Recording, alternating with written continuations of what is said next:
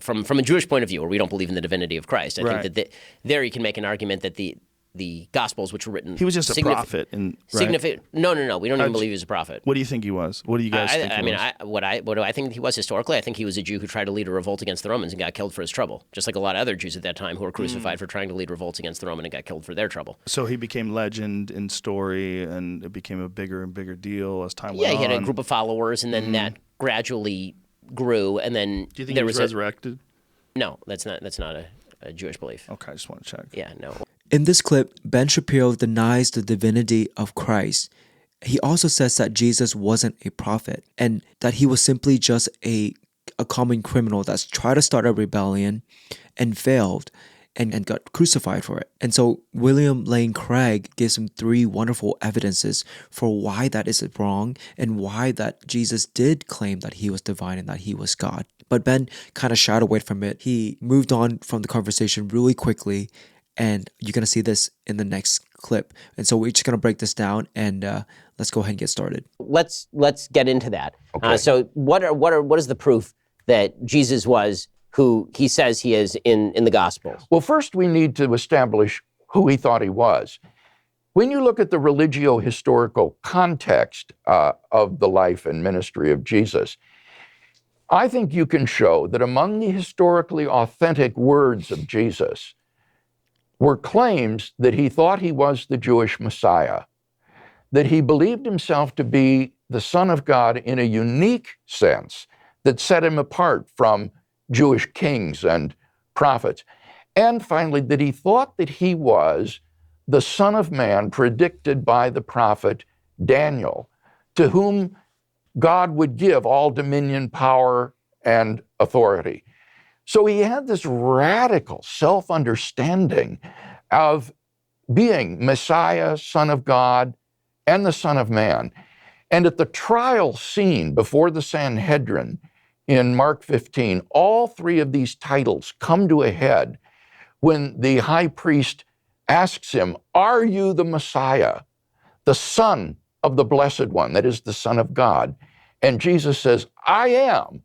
And then virtually quoting from Daniel, "And you will see the Son of Man coming on the clouds of heaven and seated at the right hand of the power." And at that point, the high priest rips his robes and says, "You have heard the blasphemy. What more witnesses do we need?" And Mark says they all condemned him as worthy of death. And that enabled them, since they didn't have the ability to carry out capital punishment, to deliver him over to the Roman authorities by slandering him as a pretender to be king of the Jews, and therefore a political figure who could be tried for treason and sedition and crucified. So from the Jewish perspective, this narrative has some holes in sort of Jewish philosophy. The narrative begins with the idea that Jesus appears in front of the Sanhedrin and then claims to be the Messiah. Well, there's nothing actual criminally in any of the tractates that say that if you declare yourself the Messiah, this is actually a punishable offense even. Right. There are many Jews, including Bar Kokhba, who have declared themselves messianic figures. Absolutely. The real gap here is that in the Gospels, Jesus' vision of himself as the Messiah is completely different from the prior vision of what the Jewish Messiah is, and is actually outside the scope of how Jews describe the Messiah, or really have ever described the Messiah. The Messiah in Judaism has always been a political figure who is destined to do certain things, restoring the kingdom of Israel, maintaining control of that kingdom, bringing more Jews back to Israel. All of these things are considered sort of political things that the Messiah does. But the idea of the Messiah as embodiment of God is something that's foreign to Jewish religious philosophy going all the way back to the beginning. So even the idea that the Sanhedrin would be questioning him in those terms and would get from that what he means is, I am God, which would be a much more punishable offense, presumably that would be actual blasphemy. It's an oddity. I think you're absolutely right in saying that Jesus' understanding of the Messiah was radically different from the prevailing cultural understanding of the Messiah among the chief priests and the common people. And he didn't meet their expectations. Indeed, that's what helped to get him crucified. Being the Messiah, you're right, in and of itself isn't a blasphemous claim. But to claim to be the Son of God in a unique sense, and then especially the Son of Man prophesied by Daniel, sitting at the right hand of the power, that is truly blasphemous and is sufficient for his condemnation. Now, the question, I think, that is raised by your Interpretation, question, Ben, yes. your interpretation, Ben, is this. Why should we believe Jesus' reinterpretation of the Messiah rather than the one that the chief priests and the people held? And I think the answer to that is his resurrection from the dead. Jesus' resurrection from the dead is Yahweh's public and unequivocal vindication of the man whom the chief priests had rejected as a blasphemer. It is the divine demonstration that these allegedly blasphemous claims are in fact true, that he was who he claimed to be, and that therefore I follow Jesus in his conception of what it means to be the Messiah. So when it comes to the resurrection, why is resurrection proof of divinity? So Lazarus is resurrected. That was why I wanted to emphasize the religio-historical context before we talked about the resurrection. A miracle taken in isolation is inherently ambiguous. The proper interpretation of a miracle is going to be given by the religio-historical context in which it occurs. And the resurrection of Jesus is not just the resurrection of any old body. It's the resurrection of the man who claimed to be Messiah, Son of God, and Son of Man, and who was crucified for those allegedly blasphemous claims. If God has raised this man from the dead, then he has, I think, unequivocally and publicly vindicated those allegedly blasphemous claims. So one of the counterclaims to some of this is that the Gospels are written significantly after Jesus lives. Even the earliest Gospel is written, 70 CE? Somewhere 40 years after Jesus is crucified. So what's to say, that like most historical events, there is some play in the joints here. So that this would be the historical argument against the exact veracity of the gospel revelations, for example. Now, I think it's important to understand, Ben, that in order for a historical document to be reliable, it isn't required that it be inerrant. Contemporaneous, of course. So, of course. What I would argue is that underlying the inference to the resurrection of Jesus are three great independently established facts, which are supported by the historical evidence, and which surprisingly, I did my doctoral work on this in Germany, are recognized as such by the majority of New Testament scholars today who studied the historical Jesus. And these facts would be that after his crucifixion and burial by a member of the Sanhedrin named Joseph of Arimathea, that Jesus' tomb was discovered empty on the first day of the week by a group of his female followers. Secondly would be that various individuals and groups of people then witnessed appearances of Jesus alive. And finally, number three would be that the original disciples suddenly and sincerely came to believe that God had raised Jesus from the dead, despite having every predisposition to the contrary.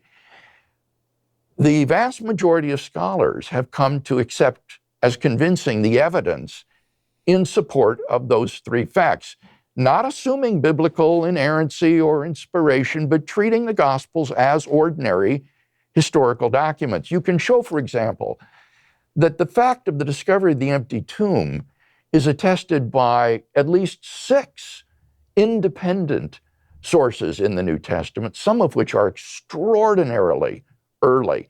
No scholar denies that individuals and groups saw postmortem appearances of Jesus. The only question is whether you should or could dismiss them as hallucinatory.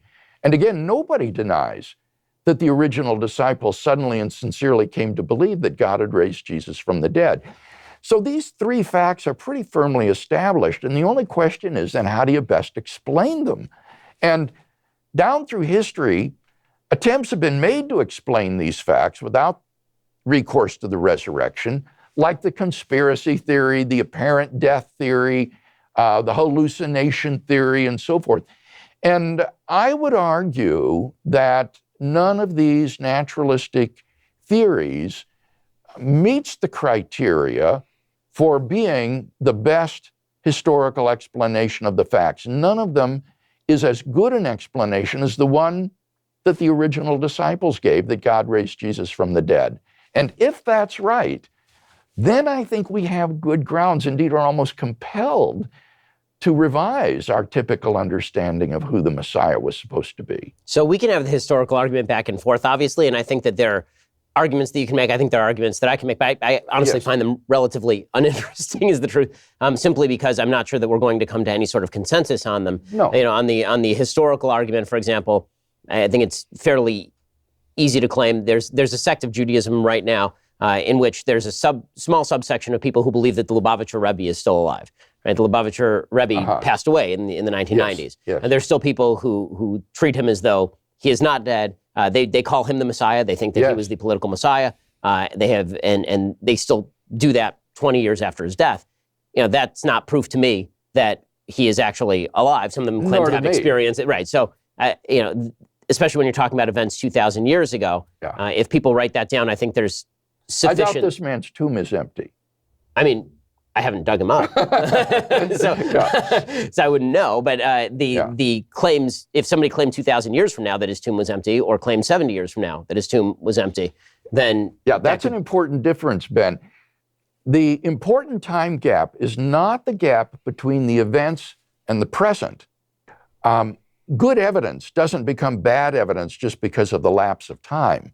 The critical event, as you just said, is the time gap between the events and the recording of those events. And in the case of the events of the life of Jesus and his resurrection, that time gap is extraordinarily narrow.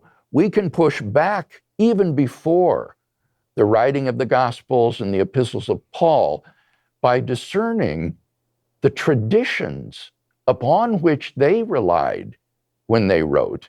And some of these go back to within, it's estimated, 5 years after Jesus' crucifixion. I'm thinking of the ones that Paul transmits to the Corinthian church in 1 Corinthians 15. So we're on pretty good ground there in terms of the earliness and the multiplicity of our sources for the life of Jesus. So let's talk for a second about sort of the necessity for Judeo. So my question to Ben would be, who is the Messiah then, if it's not Jesus? Because the Messiah is supposed to come before the destruction of the Second Temple in 70 AD. And obviously we're way past that point. So that means that if the Messiah comes now, he would not be fulfilling that prophecy. It just doesn't make sense to me. And then when you look at prophecies like Isaiah 53, it's hard to read this and deny who this is talking about, okay? So I'm going to read this for you guys. He was despised and rejected by men, a man of sorrows and acquainted with grief. And as one from whom men hide their faces, he was despised, and we esteemed him not. Surely he was born of our griefs and carried our sorrows, yet we esteemed him stricken, smitten by God and afflicted, but he was pierced for our transgressions. He was crushed for our iniquities. Upon him was the chastisement that brought us peace, and with his wounds we are healed. All we like sheep have gone astray. We have turned everyone to his own way, and the Lord has laid on him the iniquity of us all. Iniquity is sin. So this clearly summarizes what Christ came to do. He came to take away our sins that we deserve, to give us peace, to give us eternal life. And so I've seen some videos where people would read this verse to Jewish people, and they would ask him, is this from the Old Testament or the New Testament? And they always say that this verse is from the New Testament. But then when you show them that it's actually from the Torah, from the Old Testament, they're like mind blown, and they continue to reject it. And so you can give somebody all the facts, you can give them all the evidences, but if their heart is not in the right place, if they're not opened to God, into the truth, and unless God reveals that to them, it's really hard to get through that. And I think Ben is a really great example of that. We should really pray for Ben, because if he has such a huge influence, especially on YouTube, especially, I mean, in this country he does. And for someone so intelligent, I would think that he would be searching for this truth. It hasn't happened yet, and maybe that's just God working in his life, right? And so let's pray that he comes to know Christ, that he comes to know the real Jesus Christ, the way, the truth, and the life, and that he can show that to other people, to his audiences. And I think that'd be a great and amazing thing that would happen. And so we should pray for people like Ben, who are on the verge or on the edge, right? Just like Joe Rogan as well. And so I hope that you guys enjoyed this video. I hope that you guys got something from this, and continue to pray for people like Joe and Ben to come to know Christ, and for me as well. And you guys like this video, please click the like button, please subscribe and share. I would really appreciate it. And I'll see you guys on the next one. God bless. Peace.